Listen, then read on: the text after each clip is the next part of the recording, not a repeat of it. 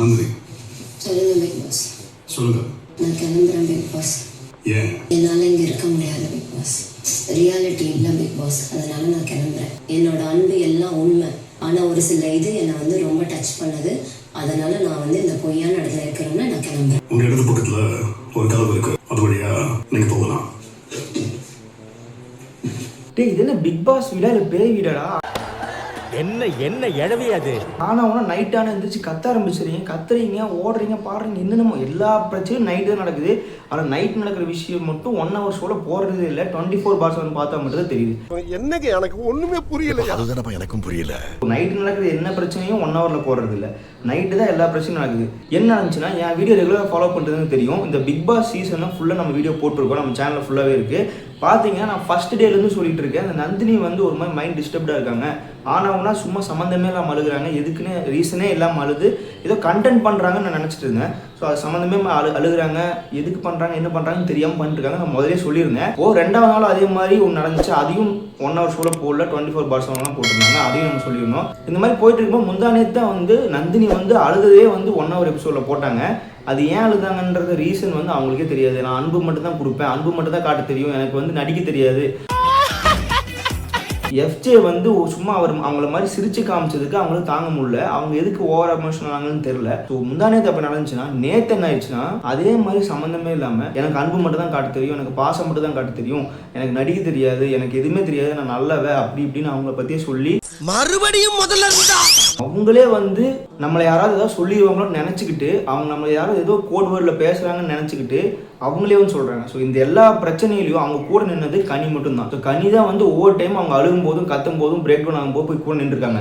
ஆனால் நேற்று வந்து கனியவே வந்து என்ன சொன்னாங்கன்னா, நீங்கள் வந்து எனக்கு நம்பிக்கையே இல்லை, நான் அவங்க கூட இருக்க மாட்டேன் இனிமேல் அப்படின்ற மாதிரி கனியும் வந்து கடைசியில் பேரை டேமேஜ் பண்ணிட்டு போகிற மாதிரி சொல்லிட்டு போகிறாங்க.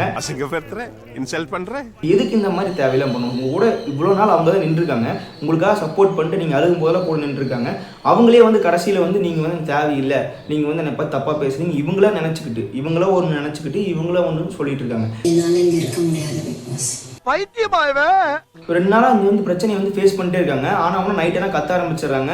சம்மந்தமே இல்லாமல் நார்மலாக கத்துனா பரவாயில்ல, யாராவது ஏதாவது வம்பிழுத்து கத்துறது வேற, சும்மா இருந்துட்டு கத்துறது வேற.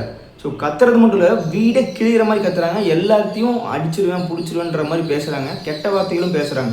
இந்த மாதிரி அப்நார்மல் ஆக்டிவிட்டிஸ் 2-3 நாளாக போயிட்டே இருக்குது வீட்டுக்குள்ளே. எல்லாரும் பொறுத்து போயிட்டு இருக்காங்க. ஸோ இப்படி அப்நார்மல் ஆகுறாங்க, டக்குன்னு வந்து அவங்க அப்படியே மாறிடுறாங்க. இந்த பிரச்சனை எங்கேருந்து ஸ்டார்ட் ஆச்சுன்னா, கேப்டன்சி டாஸ்க் வரக்கு முன்னாடியே அவங்க பிரேக் டவுன் ஆனாங்க. அதை வந்து 1 hour ஷோவில் காமிக்கல. ஸோ பிரேக் டவுன் ஆகிட்டு அவங்க என்ன மைண்ட் செட்டில் ஏன் ப்ரெஷர் ஆகுறாங்கன்றது ரீசனே தெரில. ஏதோ ரீசன் வச்சுக்கிட்டு நம்ம கோவப்படலாம், அழுகலாம், என்ன வேணா பண்ணலாம். ஆனால் ஒரு ரீசனும் இல்லாமல் அழுகிறது, இதெல்லாம் எனக்கு ஒன்றும் கான்செப்டே புரியல. ஏன்னா இவங்க வந்து என்ன சொல்லிட்டே இருக்கிறாங்கன்னா, நான் அன்பானவ, நான் வந்து எனக்கு வந்து அன்பை தவிர எதுவுமே தெரியாது, யாருக்கிட்டையும் நடிக்க தெரியாது, யார்ட்டையும் ஃபேக்காக இருக்க தெரியாதுன்னு இவங்களே சொல்லிகிட்டே இருக்காங்க. என்னோட அன்பு எல்லாம் உண்மை. இவங்களை யாருமே வந்து எதுக்காகவுமே வந்து தள்ளியும் வைக்கல, ஒதுக்கியும் வைக்கல, எல்லாரும் மிங்கிள் ஆகிட்டு தான் பேசிகிட்டு இருக்காங்க. இப்படி பண்ணிட்டு இருக்கும்போது தான் நேற்று வந்து என்ன சொல்லிட்டாங்க, கண்டிப்பாக நான் வெளியே போய் தான் ஆகணும் அப்படின்னு ஒரு ரீசன் சொல்லிட்டாங்க. ரீசனே இல்லை.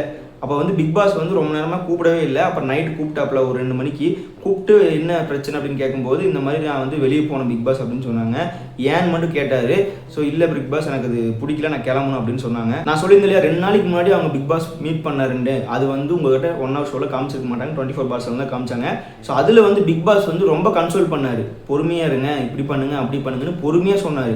ஆனால் இந்த டைம் வந்து இவங்க பண்ண விஷயத்தை பார்த்து பிக் பாஸே என்ன சொல்லிட்டாருன்னா, தயவு செஞ்சு நீ கிளம்புனா போதும்னு நினச்சாருன்னு தெரியல, தயவு செஞ்சு நீங்கள் கிளம்பிடுங்க, லெஃப்ட் சைடில் டோர் இருக்குது, தயவு செஞ்சு போயிருங்க அப்படின்ற மாதிரி சொல்லிட்டாரு. எதுவுமே சொல்லல, டக்கு நான் கிளம்புறேன் அப்படின்னு சொன்னேன். ஏன்னு கேட்டார். இந்த மாதிரி ரீசன் அப்படின்னு சொன்னாங்க. ரீசன் இல்லை, ரீசனே சொல்ல, இல்லை எனக்கு பிடிக்கல நான் கிளம்புறேன். ஏன்னா அவங்ககிட்ட ரீசன் இல்லை. யாராவது பிரச்சனை பண்ணாங்கன்னா எந்த ரீசனும் கிடையாது, அவங்களே பிடிக்கல கிளம்புறேன் அப்படின்னு சொன்னோம். இதுக்கு மேலே அவங்கள வச்சு நம்ம பிரெயின் வாஷ் பண்ணி ஒன்றும் பண்ண முடியாது. ஏன்னா அவங்களால மற்றவங்க பயப்படுறாங்க. எனக்கே ஒரு மாதிரி பயமாயிருச்சு. எங்கள் அம்மாவை நைட்டு வந்து பார்த்துட்டு என்னடா பயமா இருக்கு அப்படின்னு சொல்லிட்டு வந்து பார்த்துட்டு இருந்தாங்க. எப்படி இந்த மனுஷன் எப்படி ஆயிட்டாரு பாத்தியா? இதில் அவங்க கிளம்புறதுக்கு முன்னாடி என்ன சொன்னாங்க தெரியுமா, எனக்கு அதுதான் எனக்கு ரொம்ப சிரிப்பு வந்துருச்சு. ஸோ சீரியஸாக போயிட்டு இருக்கு, பயமாக போயிட்டு இருக்கு, டக்குன்னு வந்து கலையரசன் நீ தான் அடுத்த வின்னரு, உங்கள்கிட்ட ஒரு சக்தியை பார்த்தேன், உங்கள்கிட்ட ஒரு பவர் பார்த்தேன், அது யாருக்குமே இங்கே தெரியாது, அந்த பவர் என் கண்ணுக்கு மட்டும் தெரிஞ்சிச்சு. என்னென்ன சொல்றான் பாருங்க, கம்பி கட்டுற கதையெல்லாம் எடுத்து போடுறாங்க. நீ தான் அந்த பிக் பாஸ் டைட்டில் வின்னர்னு சொன்னோன்னே டக்குன்னு சீரியஸாக இருந்தால் நான் சிரிச்சிட்டேன்.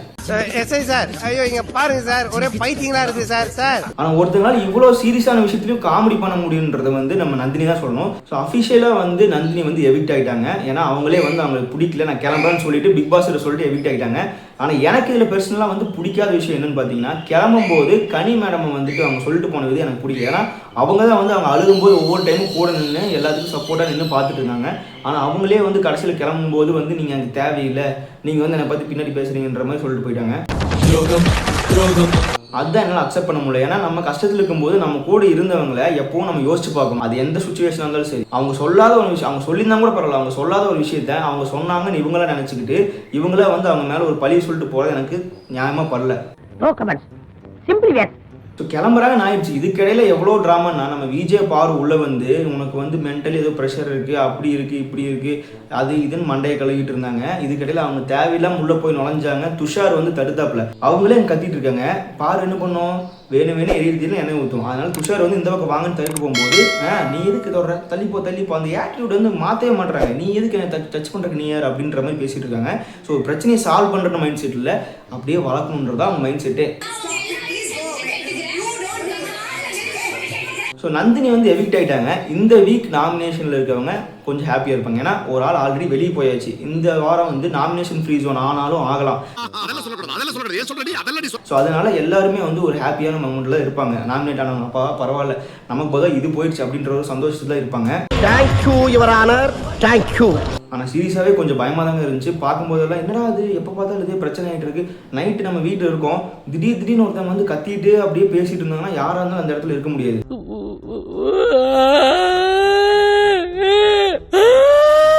நம்மளாலே இருக்க முடியாத போது பிக் பாஸ் ஹவுஸில் அவ்வளோ ஒரு க்ளோஸ்டு என்வரன்மெண்ட்டில் ஒரு வாரம் அவங்க ஆல்ரெடி மென்டல் ப்ரெஷர் இருப்பாங்க. அந்த ப்ரெஷரில் இந்த ப்ரெஷர் ஒன்று பார்த்துட்டே இருக்க முடியுமா? அவங்ககிட்ட எதுவும் சொல்லக்கூடாது, அவங்ககிட்ட எதுவும் பேசக்கூடாது, அவங்க என்ன ரியாக்ட் பண்ணுவாங்கன்னு தெரியாமையே அவங்க இத்தனை நாள் இருந்திருக்காங்க.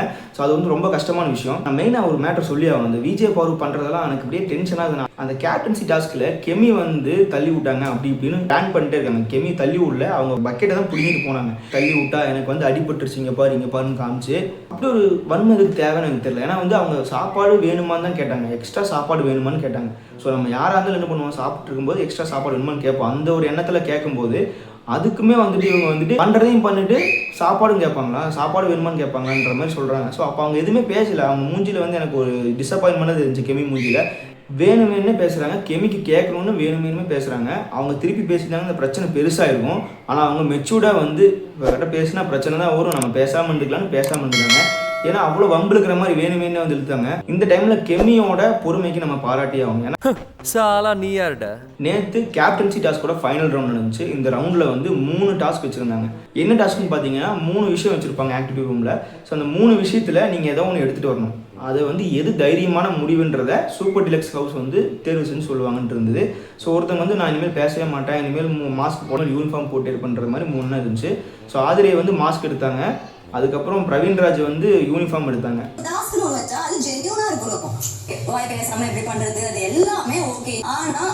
அந்த டபுள் பெனிஃபிட்டா சொல்லி எல்லாரும் ஓட் பண்ணது அது என்னால அக்செப்ட் பண்ணிக்க முடியாது. ஏத்துக்க முடியாது. அப்ப பிக் பாஸ் மேல தான் தப்பு இது. உள்ள வந்தோடனே சூப்பர் டீலக்ஸ் ஹவுஸ்ல இருந்து பிரவீன் காந்தி ஒரு செம பாயிண்ட் சொல்லிட்டாப்ல. ஏன்னா அவருக்கு வந்து பேசவும் முடியாது, மூஞ்சியும் பாதி மறைச்சிருக்கு, பேசவும் முடியாது. ஸோ அவருக்கு தான் வந்து ரொம்ப டஃப்பானதுன்னு சொல்லி பாயிண்ட்டை போட்டு உடச்சிட்டாப்ல. அதனால் என்ன ஆயிடுச்சுன்னா எல்லாருமே வந்து பிரவீன் காந்தி சொன்னது ஒரு கான்செப்ட் கரெக்டுன்னு சொல்லிட்டு எல்லாருமே வந்து துஷாரை சூஸ் பண்ணிட்டாங்க. இது வந்து ஆதிரைக்கு ஒரு டிசப்பாயின்மெண்ட் ஆயிடுச்சு. ஏன்னா நான் மூஞ்சியே காமிக்காமல் மாஸ்க் போட்டிருக்கேன், என்னை வந்து வேணான்னு சொல்லிட்டு இந்த ஒரு ரீசனாக வச்சுட்டு இவங்க பண்ணுறாங்க. இது துஷார் மேலே தப்பு இல்லை, நான் அவனுக்கு தப்பே சொல்ல, ஆனால் பிக் பாஸ் மேலே தப்பு அப்படின்ட்டாங்க. என்னென்ன சொல்கிறான் பாருங்க. துஷாரை வந்து அந்த வாயில் கட்டின துணியை கவிட்டு சொல்லிட்டாப்புல. ஆதிரையை வந்து அந்த மாஸ்க்கை போட்டே இருக்கணும், அதே மாதிரி பிரவீன்ராஜும் யூனிஃபார்ம் போட்டே இருக்கணும் நான் சொல்கிற வரை அப்படின்ற மாதிரி சொல்லிட்டாங்க. ஸோ இது வந்து டாஸ்க் நடக்கிறதுக்கு முன்னாடியே சொன்னாங்க, நீங்கள் எதை சூஸ் பண்ணுறீங்களோ அது இந்த சீசன் ஃபுல்லாக தொடர அளவுக்கு உங்களுக்கு சான்சஸ் இருக்குது, ஓகேவான்னு கேட்டு தான் வந்து அவர் சொன்னார். இதை வந்து ஆதிரையை வந்து தப்பாக புரிஞ்சுக்கிட்டாங்க. ஸோ அவங்க முதலே பார்க்கும்போது தெரிஞ்சிருக்கணும், அவர் கட்டும் போதே அவங்க பார்த்தாங்க. ஸோ அப்போ வந்து இந்த ரீசன் வேலிட் தான். ஸோ அவர் சூஸ் பண்ணது அவரோட தைரியமான முடிவுன்னு சொல்லி தலைக்கு வந்து அவர் சூஸ் பண்ணாங்க. ஸோ அவர் என்ன பண்ண போகிறான்னு தெரியல, ஆனால் அவர் எடுத்த முடிவு கரெக்டான முடிவு, ஹவுஸ்மேட்ஸ் எடுத்த முடிவும் கரெக்டான முடிவுன்னு எனக்கு தோணுது. ஏன்னா யார் கரெக்டாக அதுக்கு எலிஜிபிளோ, யார் தைரியமான முடிவு எடுத்தாங்களோ அவங்களுக்கு தான் வந்து அந்த கேப்டன்சி போகணும். அது கரெக்டாக தான் போயிருக்குன்னு நான் நினைக்கிறேன். நிறைய போடுறான்டா. எல்லாமே ஓகே. ஆனால் நந்தினி போகிறதுக்கு முன்னாடி எனக்கு சொன்னது நீ மனசு தாங்கவே மாட்டேது. கலையரசன் தான் வின்னர். கலையரசன் உங்ககிட்ட ஒரு சக்தியை நான் பார்த்தேன், உங்கள்கிட்ட ஒரு பவரை பார்த்தேன்னு சொன்னது எனக்கு இன்னும் தாங்கவே முடியல. இதெல்லாம் நம்புற மாதிரி அங்க இருக்குது. இப்படி இதுக்காகவாவது நீங்கள் மறக்காம நம்ம சேனல் சப்ஸ்கிரைப் பண்ணிங்க. ஒரு பவர் இருக்குது நம்ம சேனலில், மறக்காம சப்ஸ்கிரைப் பண்ணிங்க. இதே மாதிரி நல்ல வீடியோ நாளைக்கு வந்து பார்க்குறேன். Keep supporting. பாய்.